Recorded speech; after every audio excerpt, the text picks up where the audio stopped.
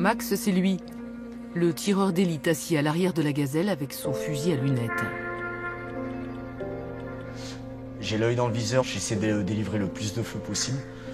Je commence à entendre des départs de coups, les impacts sur la machine.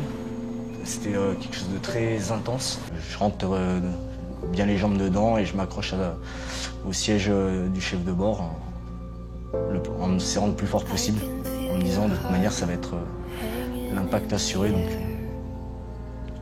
Et là, qu'est-ce qu'on ressent? De l'impuissance.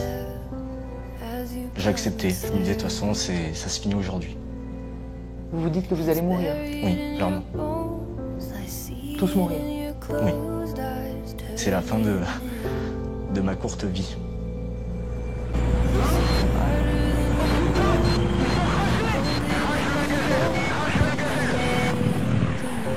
En champ de vision, j'ai la Gazelle et je vois une boule de feu. Et à ce moment-là, pour moi, c'est fini pour l'équipage. Paco, le chef de bord du Tigre, va faire un choix impensable.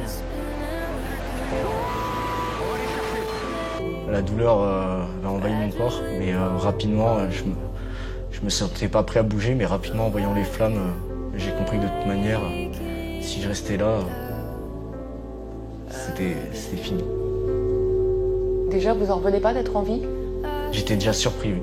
Vraiment, je me suis dit, c'est pas possible d'être encore sur Terre. C'était un miracle, mais d'un autre côté, étant donné la situation tactique dans laquelle on était, je me suis dit, moi, ça s'est pas fini au moment du crash, ça va se finir maintenant. L'ennemi n'est pas très loin. Ils n'ont que très peu de temps avant que l'ennemi ne vienne les abattre. Max, le tireur d'élite, est le moins blessé des trois. Il tire Adrien vers le Tigre. Kevin, le chef de bord, incapable de marcher, ne peut que rouler sur lui-même pour s'éloigner de l'hélicoptère sur le point d'exploser. Je l'ai mis à l'abri derrière le Tigre en me disant s'il y a une éventuelle explosion pendant que je retourne chercher Kevin, au moins il y en a déjà un qui est à l'abri, on va dire. Et en rebasculant de l'autre côté du Tigre en direction de la Gazelle pour aller chercher Kevin, là j'ai vu oui en effet qu'il avait fait des roulés-boulés sur lui-même.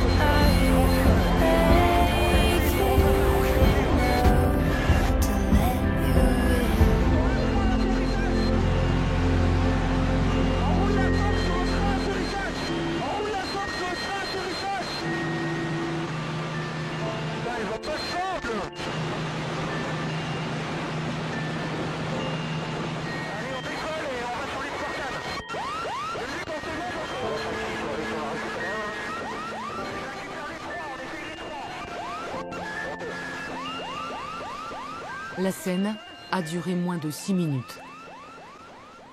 C'est à ce moment-là que j'ai presque eu le plus peur. Je me suis dit, mais on est en train de faire quelque chose improbable. C'est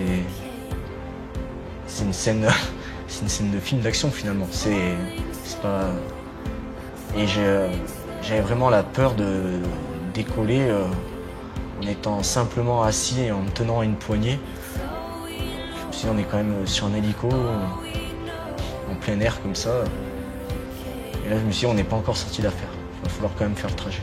C'est un acte de bravoure extrême. Max, il est revenu pour me chercher. Vous êtes un héros? Non, on peut pas qualifier une action comme ça. Je ne vois pas vraiment de héros en fait. J'ai eu des personnes courageuses. Après, je trouve le terme héros un peu fort. C'est un ressenti de chacun, ça, mais en tout cas, c'était une action vraiment une action collective. Je m'étais toujours juré que le jour où il m'arrive un accident de mission, j'arrêterais mon travail. Et finalement, je vois qu'en fait, ce métier, c'est une passion. C'est un peu une drogue, un esprit de camaraderie, l'action, l'adrénaline.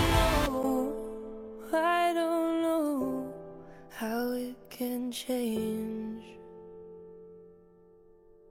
It's all we know, all we